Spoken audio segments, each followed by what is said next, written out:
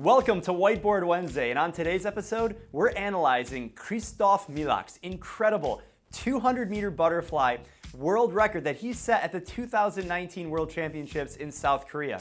This world record was once held by the great Michael Phelps. He set it back in 2009 at the Rome Fino World Championships. Now, if you haven't heard of Kristof Milak, we're going to learn about him right here. He's from Budapest, Hungary. He was born in February of the year 2000. He is a young gun. He's only 19 years old when he breaks the world record, but he has an international resume even at the young age of 19 as a teenager. He stands 1.9 meters tall, about 6'3", and he's coming in at 83 kilograms, about 183 pounds. Now, he's been compared to Michael Phelps in a number of ways, not only because he broke his world record, but because of his stroke, his efficiency, and also his size and stature is very similar to Michael Phelps. But his stroke, which we'll talk about, differs in a number of ways. Now, in 2017, we knew he was going to be hot because he went a 50.6 at the World Championships, and that broke a junior world record. 50.6 as a 17-year-old is incredibly fast. That was faster than what Michael Phelps could do at 17, and he went a 153.79 at that same World Championships. That was in his backyard, Budapest, Hungary. So we knew he was going to be fast.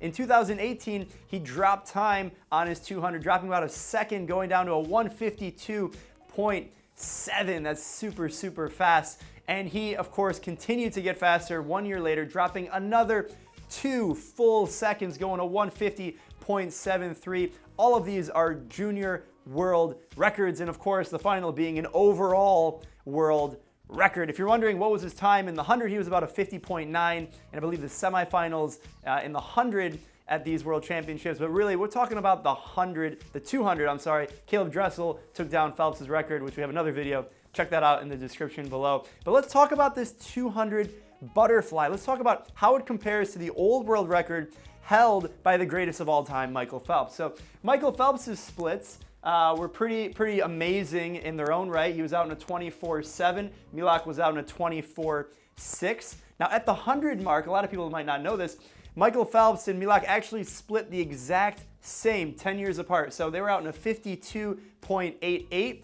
Both of them. Phelps was holding a 28.1 on the second 50. Milak was 28.2. Very strong opening 100 speed, but the difference really comes on the second half, and this is where Milak was able to really take and pull ahead of what the world record was, pull ahead of the competition, and blow everyone out of the water, pun intended. On the third 50, he split a 28.69. Michael Phelps was a 29.1, also very fast. Milak coming in about a half second faster. At the 150, they both turned into 121. Michael Phelps was on the high end of that. And then at the 200 mark, coming in on the last 50 in a 29.16 for Milak. Michael Phelps was home in a 29.58. So as you can see, it really happened on the second 100 where Milak was able to really put it together and maintain his speed all the way through the full 200 meters, which is incredibly difficult in a 200 long course butterfly. And if we take a look at the stroke counts between what Phelps was able to hold and what Milak was able to hold, 17 across, 18 both of them. So on the first 100, they not only swam the exact same time to the 100th of a second, but they take the same number of strokes, 17 and 18 on the first and second 50 respectively. But it really happened on the second 100, that final 50, where you can start to see how impressive Kristof was able to swim. He held 20 strokes on the third 50, 20 strokes on the fourth 50. Michael Phelps was 20, then 21, losing a little bit of efficiency. Now, as you can see, breaking it down on the second half of this race, their tempos start to pick up a little bit, going from 18 strokes to 20 strokes, really trying to make their move on that third 50. And if you swim the 200 butterfly, you know, or 200 of any stroke, you really know that the third 50 or the third 100 and a 400 is how you have to make or break that race. That's where you pick up your tempo. You can see both of these athletes doing it, and the final time on the board was a 150.73, crushing Michael Phelps' record from 10 years prior set in Rome. Now, of course, you should consider that in 2008 at the Olympic Games in Beijing, Michael Phelps swam a similar time, but his goggles filled up. We're not trying to make excuses for him. Some would argue that his pace at that point could have potentially been maybe a 151 low, maybe in that territory. It doesn't really matter because Kristof was a 150.7, which is in a whole other category. And if we look at the way he swam the race and you consider how much opening speed he can actually have, the fact that when he was 17 years old, he went a 50.6, a lot of people would say he will be the first person to go under 150 in the 200-meter butterfly. And depending on when you're watching this video, he may have already done it, going a 149 or even faster. So that's to look at the splits and the numbers, but let's actually talk about his stroke and the characteristics of why he's swimming so fast and what we can learn to be able to do the same. So he's got a very high body position.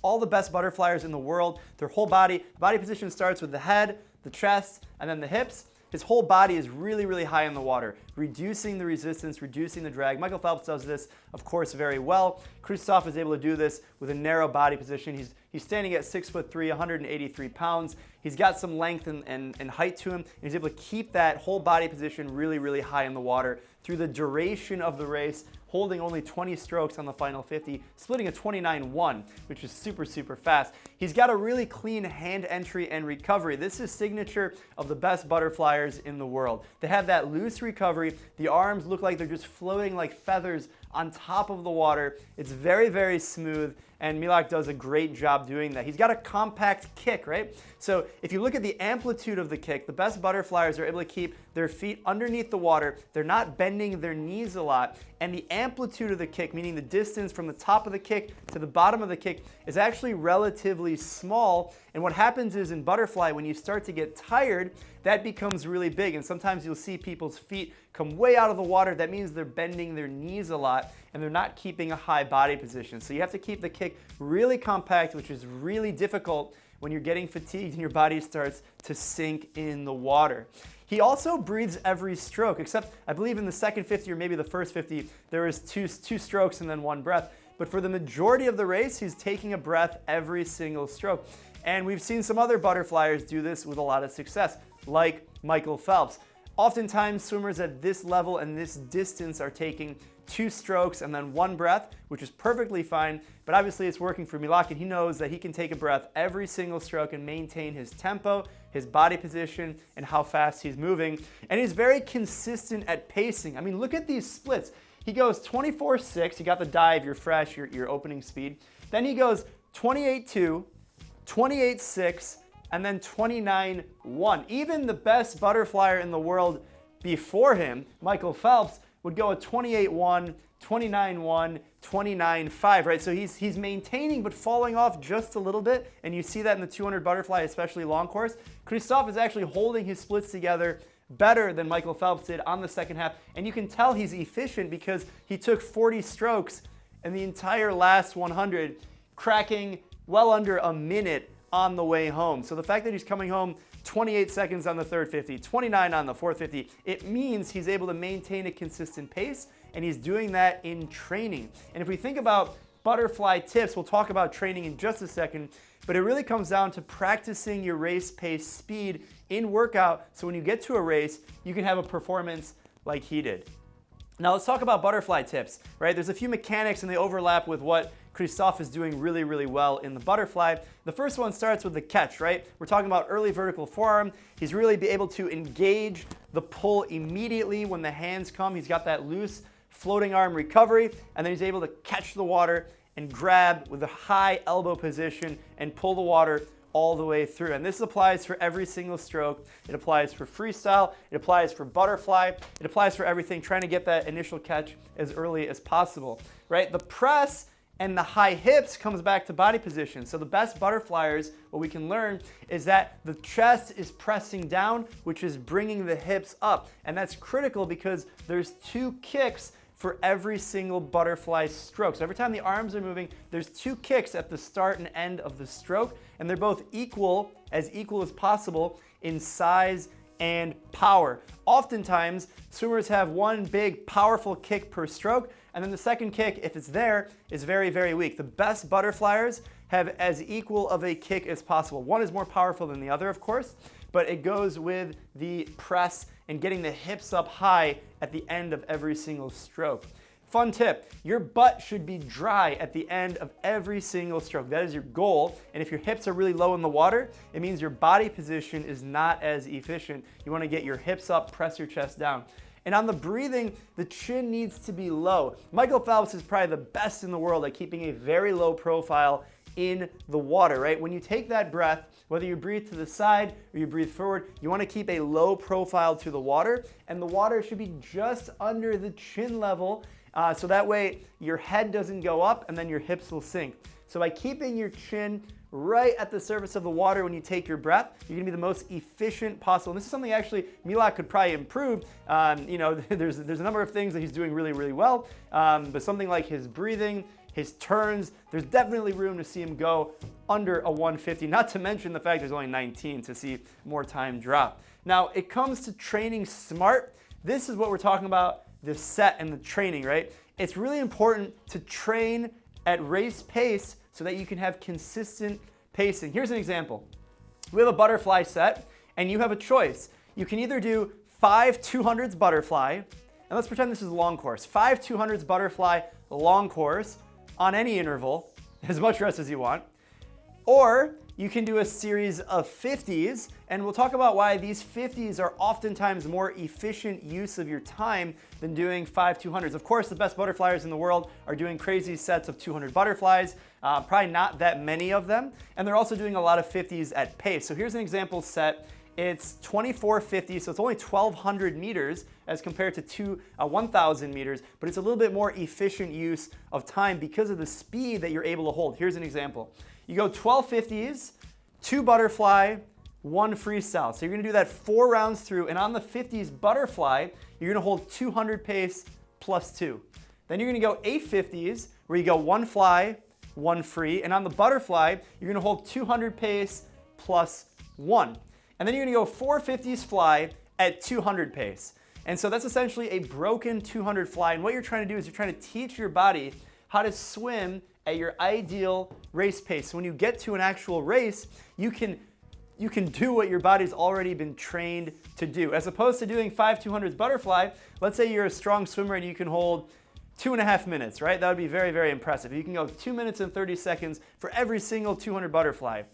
That's pretty fast. You're holding about, 37 seconds per 50 on average? But let's say if you could do that set going to 30, if you're doing 50s, your pace would probably be closer to 30 seconds, maybe 31, 32 seconds. And if you can do that, you're teaching your body to swim hundreds of meters of butterfly at your race pace, as opposed to doing 37s on all of your 50s and going a 230 for 1,000 meters, right? So it's how fast are you training your body? Now this is different than USRPT, ultra short race pace training, where you do even shorter segments with even higher repeats. But this is something similar where you're teaching your body to race at a specific pace, and you're also getting a little bit of an aerobic component because you're doing more than just butterfly, you're doing freestyle incorporated as well. So those are some butterfly tips and an example set of how you can incorporate some of the things that the best butterflyers in the world, like Kristof Milak, Michael Phelps,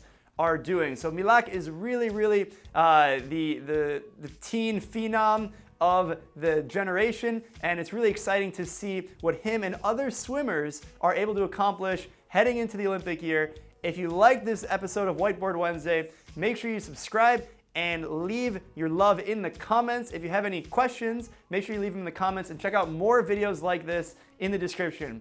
Thanks for watching. We'll see you guys later. Bye.